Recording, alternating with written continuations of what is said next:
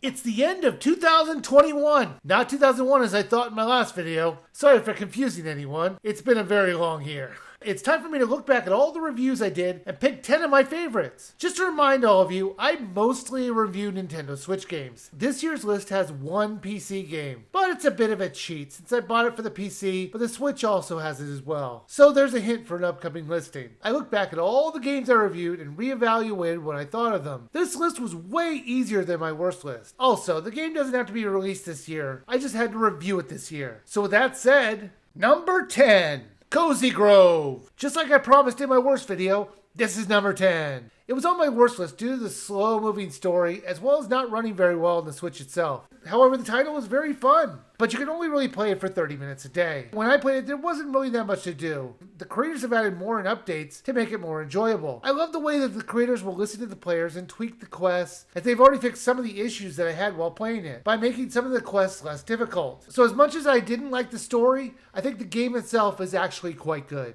Oddly, some of the items you can buy are limited to one per day, like the eggs. Normally you can only get one per day. However, every Wednesday a wandering merchant will let you buy 12. So you would think 12 would be more than enough. But that's just enough to make one boiled egg. Because apparently it takes 12 eggs to make a boiled egg. It makes no sense. Like, why does it take a few charred fish to repair a shovel? And a few branches to fix a pickaxe? The crafting system was not very intuitive. And it felt like they just added on strange items just to keep you searching for ingredients. Number 9. Just Dance 2022. Honestly, this probably would have been number 10 if I didn't already announce that Cozy Grove was going to be number 10. But I did, so it's going to be number 9. This year's entry, I was very impressed with the presentation. It really felt like the publisher didn't just phone it in, but made a real effort to make a product that wasn't just fun to dance to, but looks great as well. The song list was better than most years, and overall, it feels like a well-made title. There were quite a few songs I've actually heard of, from Taylor Swift, Katy Perry, and Beyonce. There were also a few K-pop songs as well, if you like that. However, one in particular absolutely baffled me. It was Shaka Khan. I had never heard of this song. Could I even call this a song? Or should I call it the ravings of a madman? I mean, listen to this.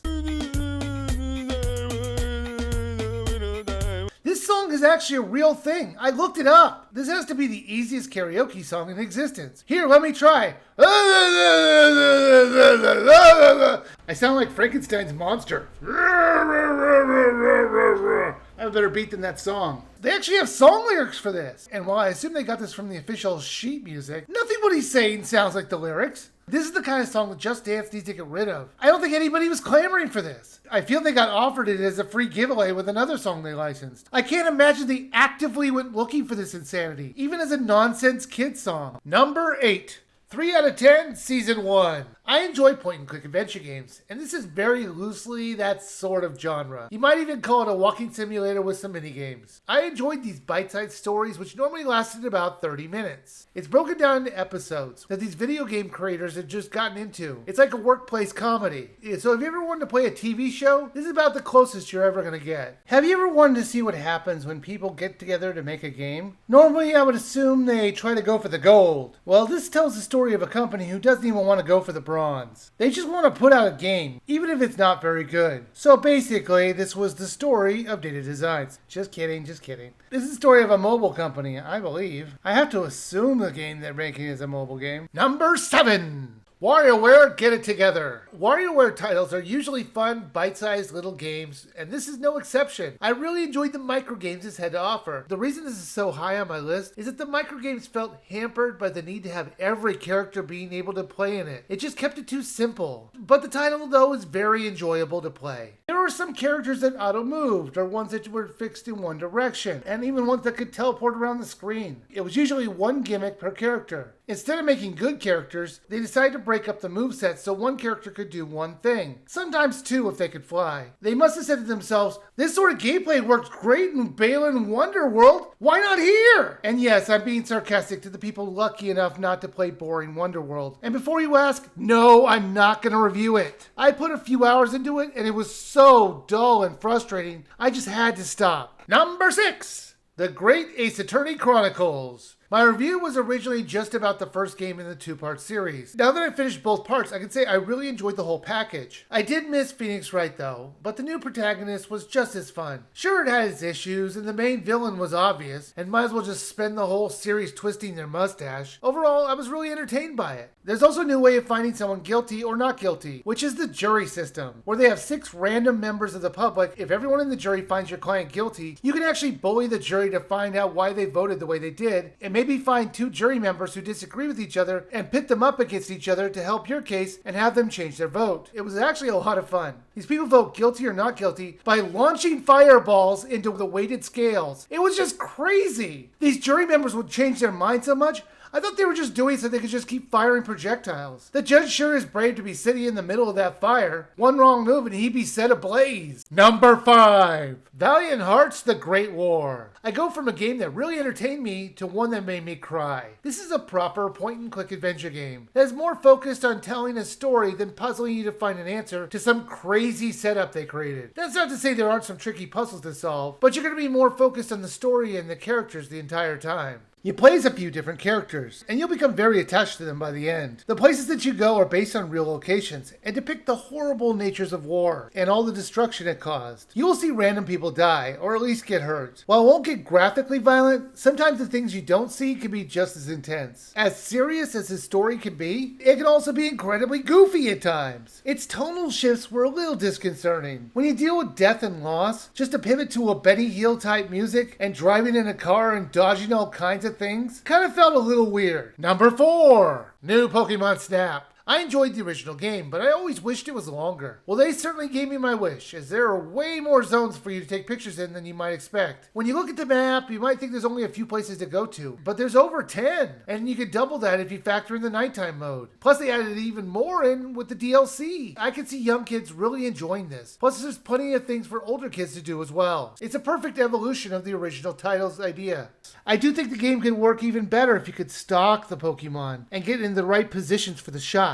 Maybe even make it a huge open world that works in real time. But that's something I can hope for in another game. Maybe in another 20 years. Now this title improves on everything the original game was lacking. From more levels to explore, to 4 different rankings for each of the Pokemon. It makes the areas more fun to play, because the photos you take might actually be better than the ones you have, or might be in a different star classification. And that makes the game highly replayable. Number 3. There is no game, wrong dimension. This will win the honor of being the most bizarre title I played this year. I had no idea going in what this was, and once I started it up, I loved every second of it. This is about a computer program that is desperately trying to get you to stop playing it. It really wants you to understand there isn't a game here, and will do everything in its power to make sure the game you're looking for never starts. The story goes in so many odd and clever directions, it's one of those games everyone should play. After that world, you go into a comical, quick recreation of The Legend of Zelda, and this one was just hilarious. The narrator's observations, the absolute frustration with the fake Link character had me laughing quite often. There are a few more worlds that you go into, and I'm not going to spoil any more of them. I will say though, one of them goes into a genre that I very much have been known to love, and pay lots of money to have made. At one point I actually started to wonder, did they just make this game for me? It felt like it was hitting everything that I love about quirky indie games. It was just so uncanny. As much as everything is played for fun and goofiness, there are heartfelt moments in this. And the narrator, who's just could have been a background character we don't know much about, are fleshed out in character moments you're not going to expect. I do wish it had a couple more worlds. I would have loved like a Mario style platformer, or maybe a sports game. Something that would have extended the title out more, because I was really enjoying it. Number 2. A Short Hike. This is a very relaxing title. The whole plot is that you can't get any cell phone reception, and you're going to need to get to the top of the mountain in order to get a call. And it's just a short hike up there. And that's true. It's really not a very long journey, but it's stopped by making you collect feathers in order to get enough stamina to get up there. Even with that, the title was really only going to take you about an hour or so to finish. Everything about the title is worthwhile and fun. After you get to the top of the mountain, you're going to want to look around the island and do the side missions. It's simple enough not to be overwhelming, but engaging enough that it'll make you want to keep exploring and playing.